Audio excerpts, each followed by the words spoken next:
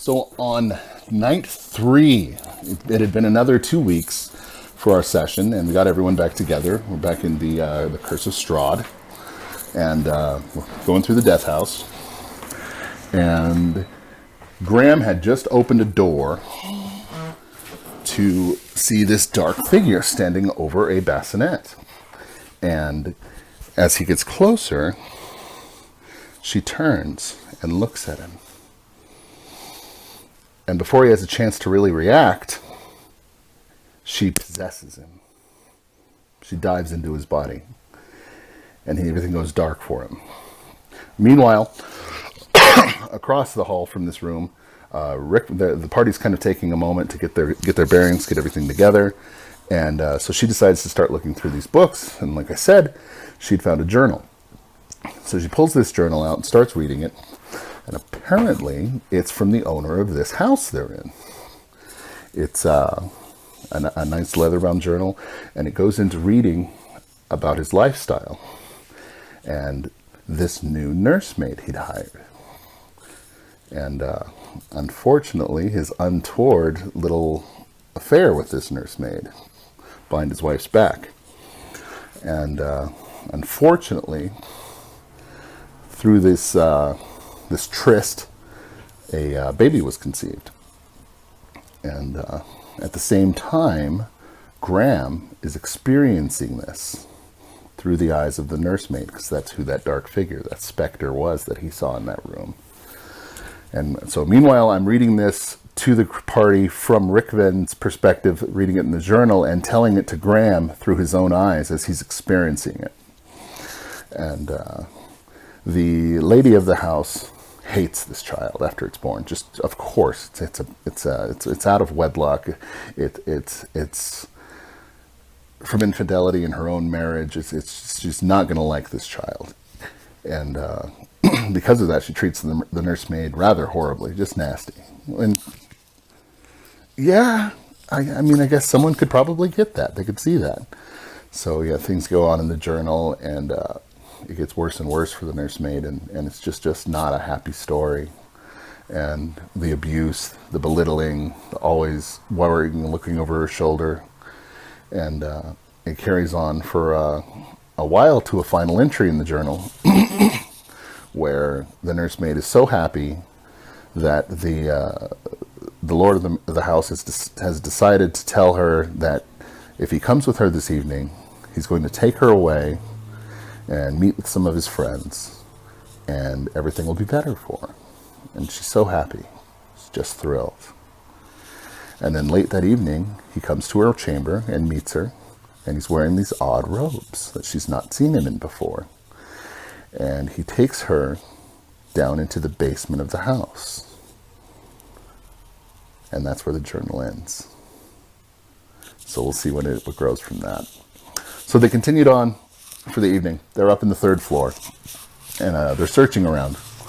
And they find, I believe they found some spare rooms, and they never did go into the kitchen. It's kind of interesting. There's a kitchen on the 1st floor of the house that they never investigated. And on the 2nd floor, there's a master bedroom that actually had some interesting things in it. And they never went in there either. And so they're up on the 3rd floor, and they find their way, all by accident, actually. The paladin Berdrick fell through a wall into a secret chamber going up into an attic. When they go up to the attic, they find another set of rooms, and they actually split up on me.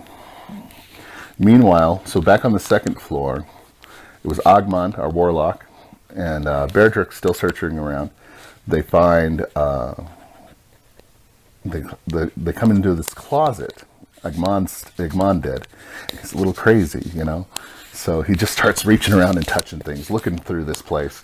And if you're familiar with the Curse of Strahd, this is where another animated item comes to attack the party, and it's an animated broom. And it just starts whacking him in the head, just boom, just right in the face.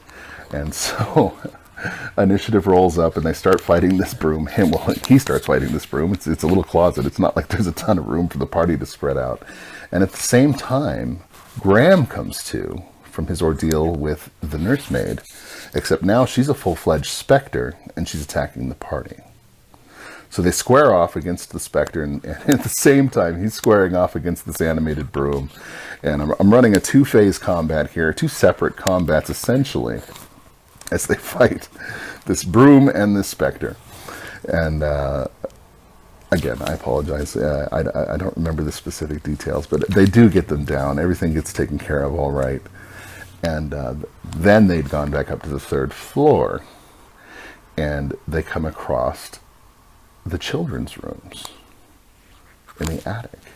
Kind of weird. So as they enter this room, they see two beds, what looks like a dollhouse that strikingly looks similar to the house they're in, and these two sets of children's remains, bones at this point. And out of the bones rise the ghosts of Rose and Thorn. And they talk to the party and explain to them that, no, they didn't explain. They didn't even talk to the party. Forgive me. That's what I'd intended to happen, but things went a little different. Again, the party split on me, and half of them went into the children's room, half went into another room, just for, I believe it's the nursemaid's quarters, below, just south of the entry to the attic. And Agmund ran into the ghost of Rose and was instantly possessed because she snuck up on him. He didn't see it coming. And Thorn inhabited Graham. So we broke for a moment. Some of us needed a cigarette break. Some of us needed to just get something to drink. And I pulled Graham and Egmont out into the garage with me while I had a cigarette and explained to them that now their characters are going to be taking on these new flaws. Egmont, who's already crazy because he's having a hard time dealing with his patron from being a warlock, is now going to be very determined, very stoic about things going the way he wants. And he'll react violently if people don't listen to him. And at the same time, Graham, being inhabited by Thorn, is terrified. Absolutely terrified of everything going on around him. And just wants to go home. And I gotta say, guys, I am truly blessed with some good role players in my group. They just took this and ran with it. They yes-anded it just the way I hoped they would. And so we get back together, and everyone's got their drinks and beverages. We finished a cigarette break, and the party gets back together, and they start searching around this attic. And the people that were in the children's room do take a good look at this dollhouse and realize it's an exact replica of the house they're in. And they find that there's a secret passage in a storage room up here that carries a spiral staircase down through the walls into the basement. And so they start to make their way into that storage room, and they see a lot of things, a lot of boxes and stuff covered with linen, and just to keep the dust off of it, and just a bunch of dirty old rags and stuff. And they didn't do a lot of searching in that room, so that's fine, no big deal again. So they were able to find they had gathered the remains of Rose and Thorn, and in a box in here they actually find the remains of what they assumed to be the nursemaid. And they decide at that point, because Graham is terrified, being possessed. He wants to go home. He doesn't want to be here anymore, and he's crying. He's sitting on the floor, rocking back and forth, just terrified. And Agmund has suddenly taken on a very dominant role in the party. He wants us to go here. We're going to go down the stairs. We're going to go right now. And Chardon steps in and says, now, wait a minute. Wait.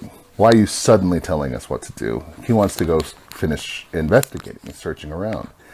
And Agmund stalwart, and no, this is what we're going to do. We're going downstairs now.